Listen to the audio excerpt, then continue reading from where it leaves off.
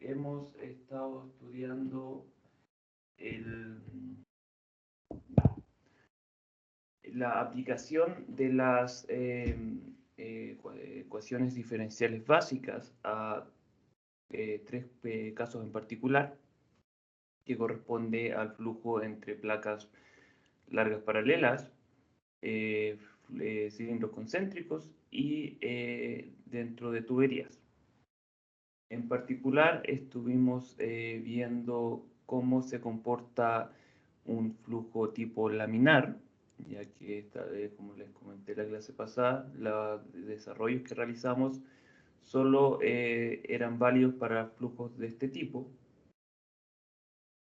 o en este régimen. Y hoy día ya vamos a alejarnos un poco, pero no demasiado, del flujo tipo laminar para entrar a estudiar flujos en régimen turbulento.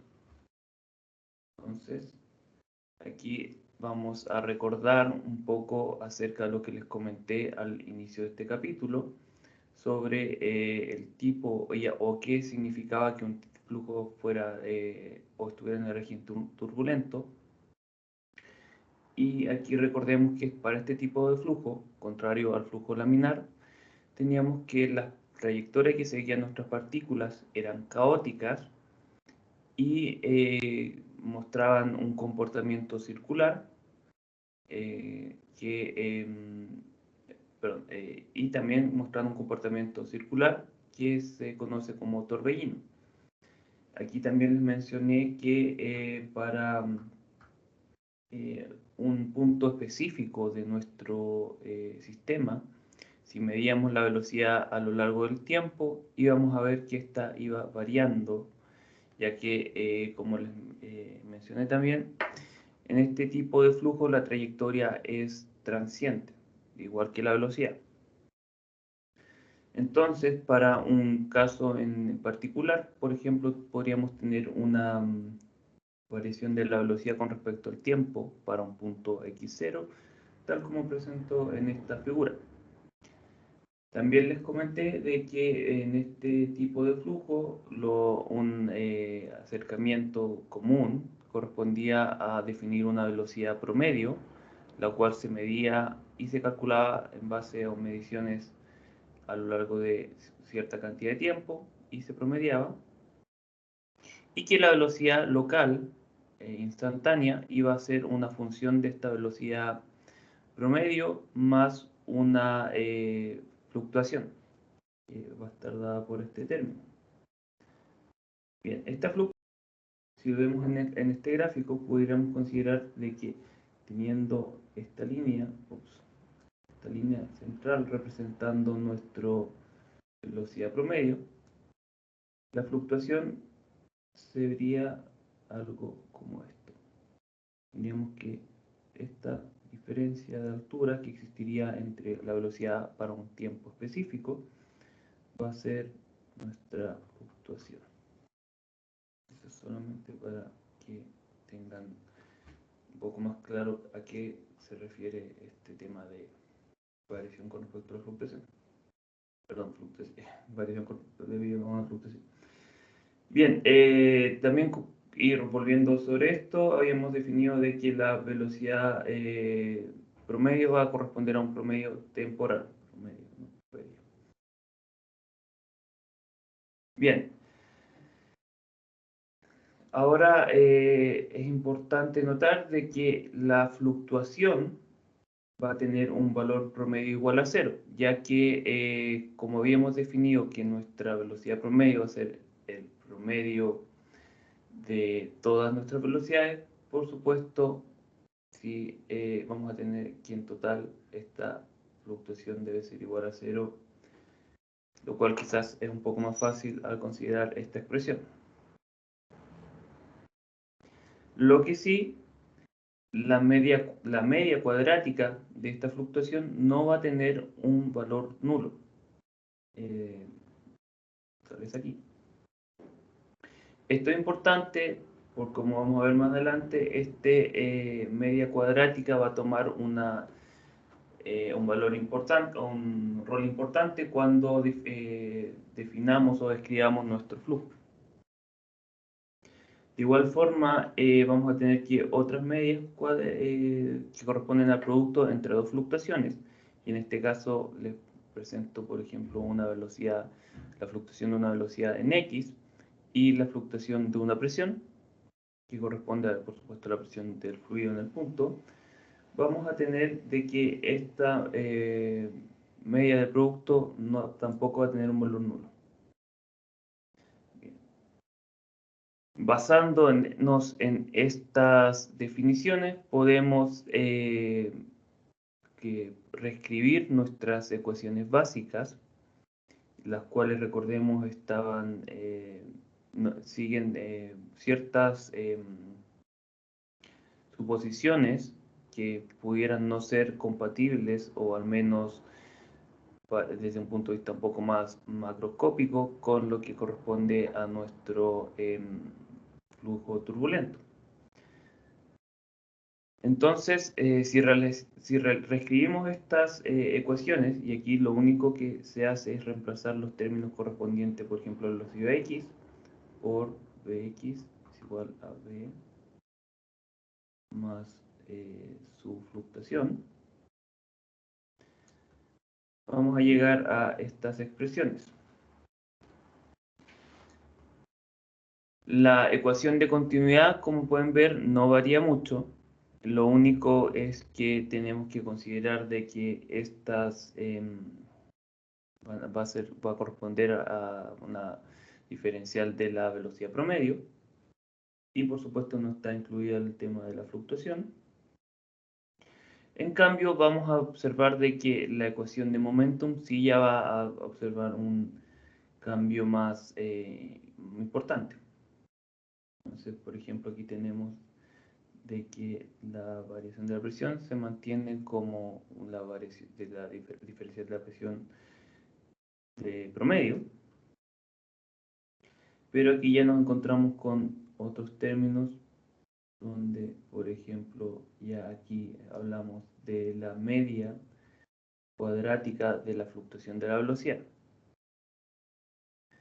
Bien, un pequeño comentario con respecto a esto es que esto, si se aplica en particular a la ecuación de Navier-Stokes, vamos a estar hablando de, y me disculpo porque lo voy a escribir y mencionar en inglés, de RANS, que corresponde a Reynolds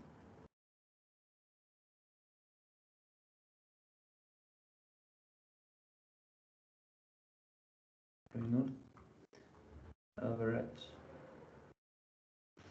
y aquí es Navier-Stokes. Bien, esta conjunto de ecuaciones RANS es muy importante para CFD en particular, ya que corresponden a una aproximación que pudiera ser más amigable, por así decirlo, para tratar mediante métodos numéricos, y donde pudiéramos considerar esta turbulencia. De no tener métodos para aproximar o para describir la turbulencia, tendríamos que resolver las ecuaciones de Navier-Stokes directamente, pero con una malla o una definición bastante pequeña. Definición no es pequeña, al contrario, pero una malla bastante pequeña. Tendríamos que evaluar nuestro sistema de ecuaciones en una gran cantidad de puntos, y ese método se le conoce como Direct Numbers. Ya se me olvidó el nombre en ese. Bien, entonces, ¿qué les quiero decir con esto? Básicamente de que podemos realizar aproximaciones semi-empíricas o empíricas para describir la turbulencia, y ya como en esta época ya la mayoría de las cálculos que pudiéramos realizar, no experimentales por supuesto, siempre se va a realizar, o en su gran mayoría mediante CFD. Estas aproximaciones vuelven a ser muy útiles. También les quiero mencionar de que existen otras metodologías ya más avanzadas, pero no vamos a hablar mucho al respecto, ya que claramente les mencioné muy brevemente CFD, entonces ya no hace sentido hablar más al respecto. Bien, para este particular conjunto de ecuaciones vamos a tener que los términos que corresponden a la media cuadrática y a la multiplicación de las fluctuaciones son denominados como esfuerzos turbulentos y se denomina de esta forma ya que tienen la misma dirección y ocurren a la par con el esfuerzo newtoniano, que corresponde a nuestro esfuerzo laminar que ya habíamos descrito con anterioridad. ¿Qué le pasa a mi computador? Un segundo. Bien, estos esfuerzos turbulentos los vamos a tener que relacionar o determinar mediante experimentación y por supuesto lo vamos a relacionar a distintas geometrías y condiciones de flujo.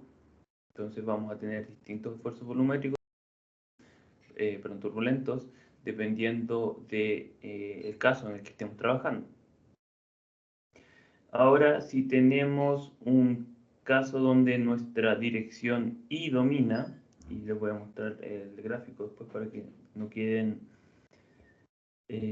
para que lo puedan entender mejor, vamos a tener de que este esfuerzo turbulento va a dominar, el que corresponde a las fluctuaciones de la velocidad en X y velocidad en Y, y lo podemos aproximar mediante las siguientes ecuaciones. Y aquí quiero hacer especial énfasis en esta ecuación, donde dividimos el esfuerzo volumétrico como dos contribuciones. Uno que corresponde al esfuerzo de corte, dos contribuciones, que corresponden a un esfuerzo de corte laminar, que estaría asociado principalmente al flujo cerca de las paredes, y nuestro flujo turbulento que ya mencionamos, y estaría asociado al flujo que ocurre ya más separado de las paredes. Y vamos a ver un esquema para que tengamos una mejor idea de lo que estoy hablando. Bien, en este esquema presentamos es un poco exagerado claramente, y yo les voy a explicar por qué. Cómo varía el esfuerzo de corte, ya vendría a ser el esfuerzo de corte total, por ejemplo, y la velocidad de nuestro fluido en las inmediaciones de nuestra pared. Entonces vamos a tener, primero nos vamos a enfocar en el esfuerzo de corte. Vamos a tener primero un fluido en cercanías de la pared que va a comportarse más o menos y con mayor similitud a un flujo laminar. Y esto se va a dar como resultado de que en esta cercanía de la pared vamos a tener la condición de no deslizamiento. Entonces vamos a tener una mayor importancia de efectos viscosos. A medida que nos vamos alejando de la pared, ya va a ganar más importancia el esfuerzo turbulento. Como aquí podemos ver que sería una especie de división, tendríamos el esfuerzo laminar y el esfuerzo turbulento.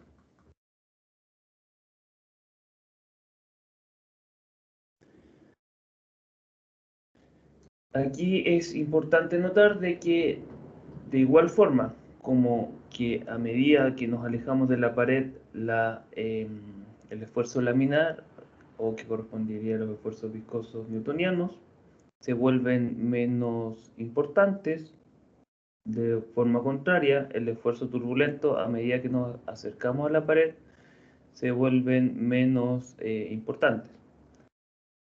Pero, inclusive, ya en la pared misma, vamos a tener que este esfuerzo turbulento ya va a tener un valor absolutamente igual a cero. Bien, de igual forma, a medida que ya nos alejamos totalmente de la pared, y aquí esto correspondería como nuestra capa límite, perdón, no como, correspondería a nuestra capa límite ya total, que vamos a explicar enseguida, ya nos vamos a encontrar de que el esfuerzo de corte se vuelve cero. Vamos a tener aquí. Porque ya en esta zona vamos a tener que no existe una diferencia de velocidad, y vamos a tener un gradiente de velocidad, y vamos a tener que todo nuestro flujo se mueve con la misma velocidad. Entonces, como no existe gradiente de velocidad, no vamos a tener ningún esfuerzo de corte. Bien, ahora nos pondremos atención a la figura de la derecha. Como yo les estaba mencionando, aquí tendríamos una capa límite que correspondería a toda esta altura. Y esta capa límite la podemos dividir en tres partes.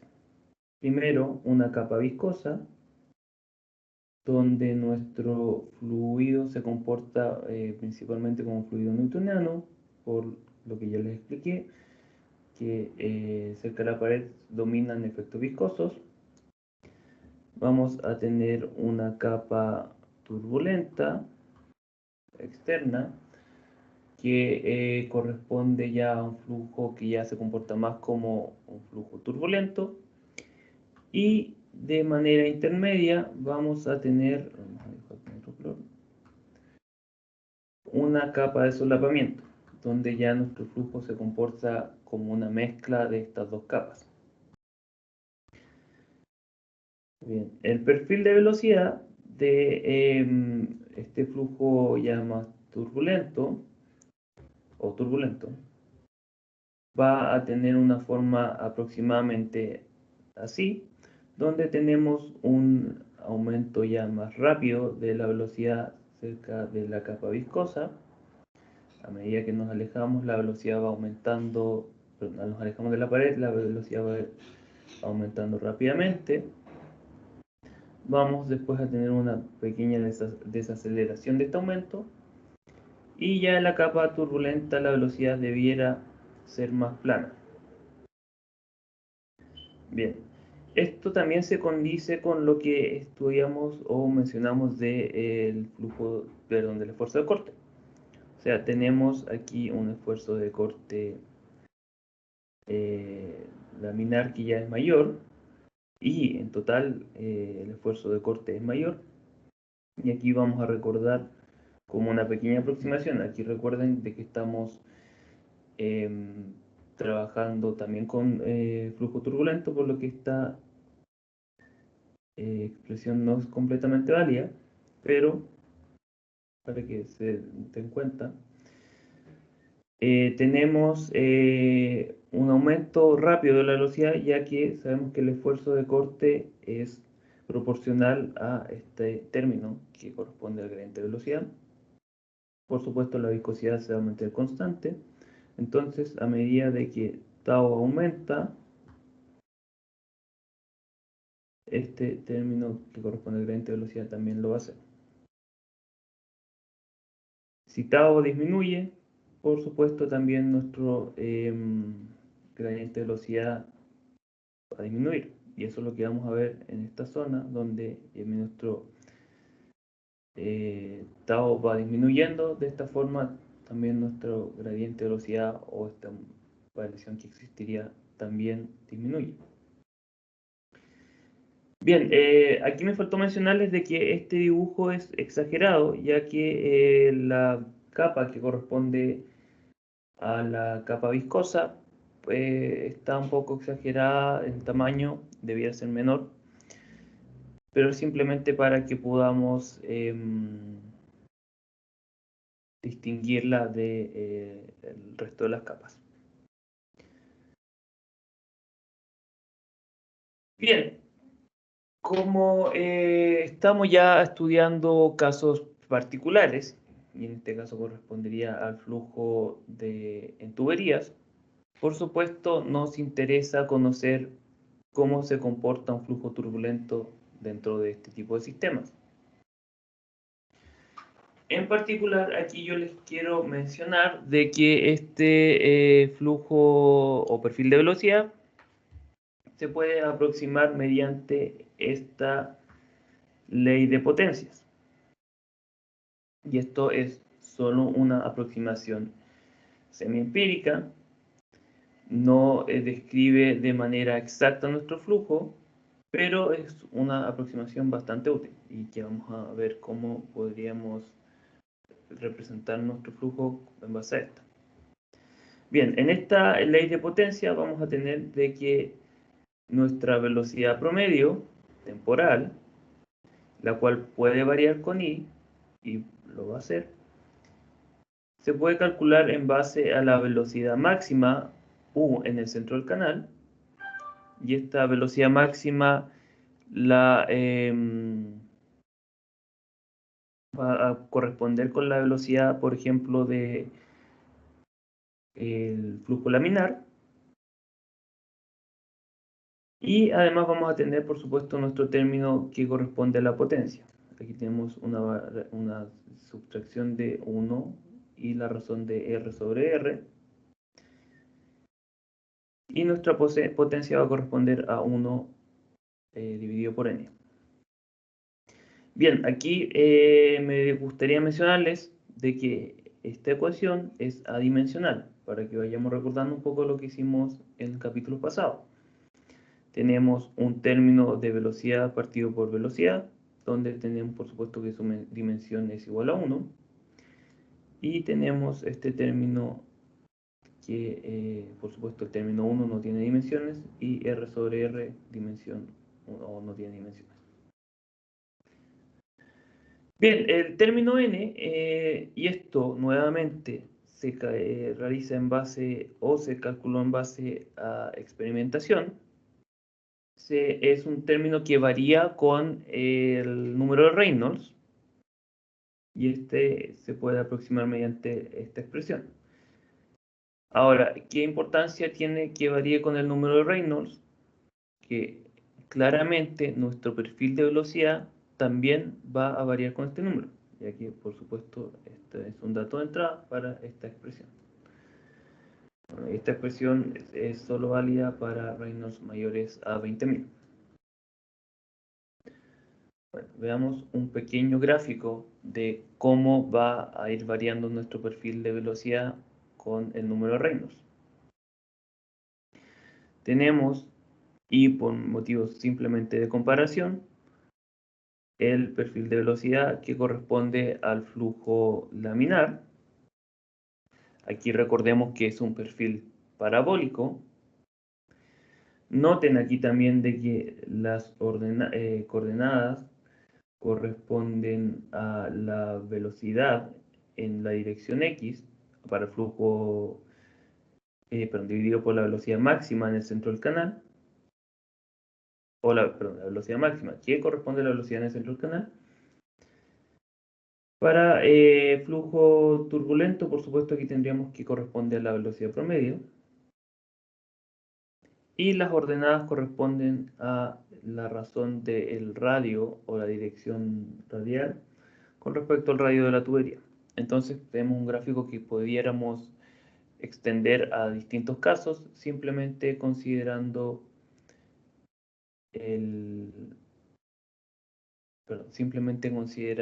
nuestro radio. Ya lo podemos volver quitando esta dimensionalidad, simplemente multiplicando por R, o por supuesto por su velocidad en el centro del canal.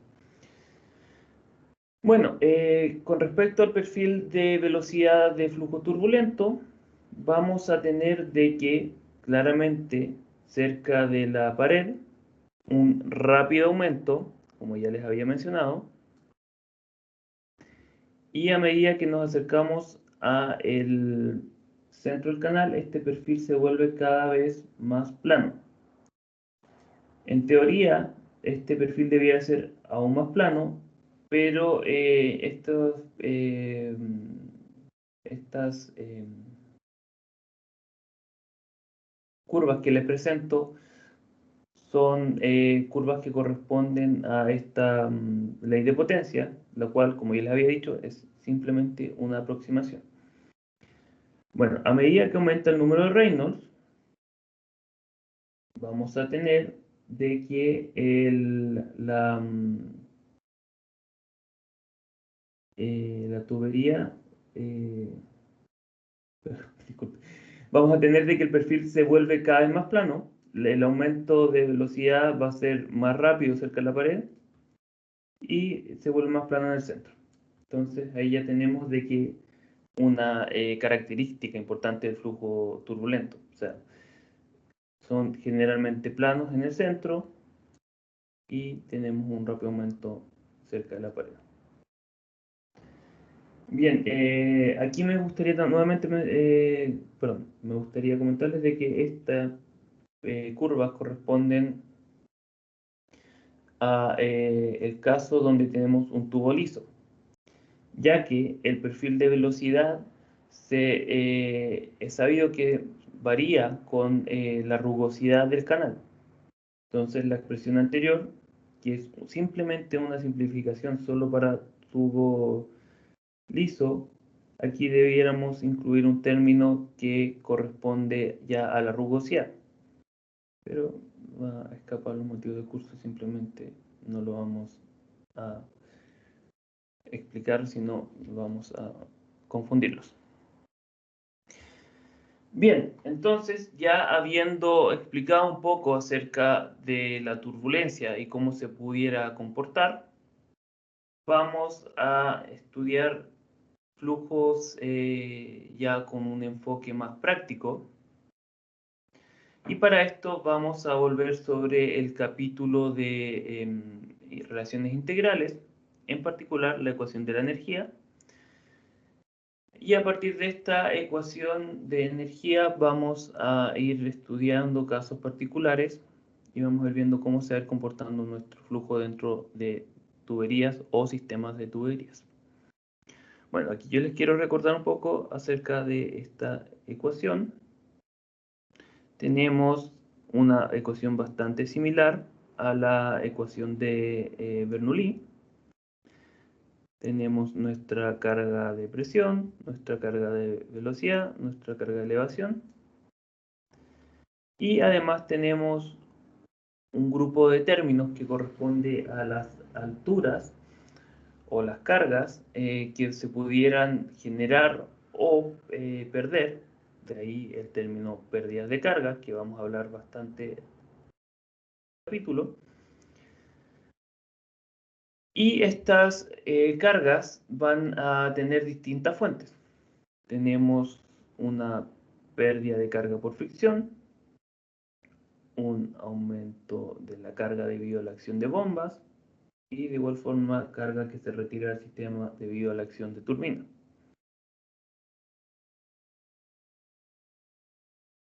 Aquí también les voy a recordar un término que no hemos utilizado para la ecuación de Bernoulli y corresponde al término de o el parámetro de corrección cinemático. Y este parámetro de corrección nace de el perfil de velocidad, donde Recordemos de que originalmente la ecuación de Bernoulli considera una entrada y salida aproximadamente uniforme. Pero si tenemos un perfil de velocidad, por ejemplo, parabólico, para el caso de flujo laminar, ya no vamos a poder tomar esta consideración, por lo que empleamos como iba diciendo, este parámetro de corrección. Y esto también es para que vayamos después viendo cómo podemos ir realizando nuestros ejemplos de manera ya más exacta o precisa. Bien, este parámetro de corrección para flujo laminar tiene un valor de 2 y para flujo turbulento valores que, si no me equivoco, variaban entre 1.1, no, hasta 1.1, alrededor de 1.1. Por lo que en general vamos a considerar de que este valor toma, este parámetro toma un valor igual a 1 para flujo turbulento. De esta forma vamos a despreciarlo. Bien, entonces, ya habiendo recordado esta ecuación, vamos a ir describiendo de dónde nacen estas pérdidas de carga, que vamos a ver tienen un rol muy importante en nuestros flujos ya más reales. Recordemos de que para la ecuación de Bernoulli no tenemos estos términos, ya que consideramos que no existe fricción. O por ejemplo ya en sistemas donde simplemente no consideramos bombas o turbinas.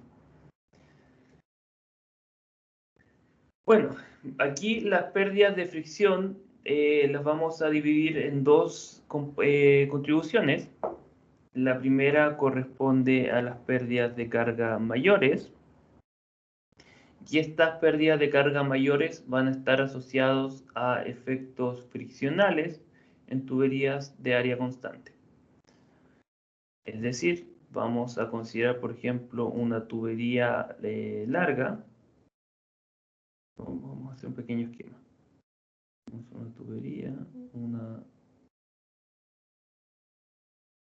pequeña válvula y un estanque. No vamos a considerar ni una bomba. Bueno, entonces las pérdidas de carga mayores van a estar asociadas a todo este tramo de tuberías donde ya el área se mantiene constante. Y no vamos a considerar, por ejemplo, las curvas o ya que esto va a estar considerado dentro de las pérdidas de carga menores. Bueno, de igual forma, las pérdidas de carga menores van a considerar todas esas pérdidas de carga asociados a efectos friccionales de entrada, accesorios, cambios de área o cualquier situación o geometría que no estuviera asociado simplemente a una tubería de área constante. Entonces, por ejemplo, para este pequeño sistema tendríamos una válvula que aportaría a este término de pérdidas de carga menores, de estos codos, y la entrada a nuestro estanque.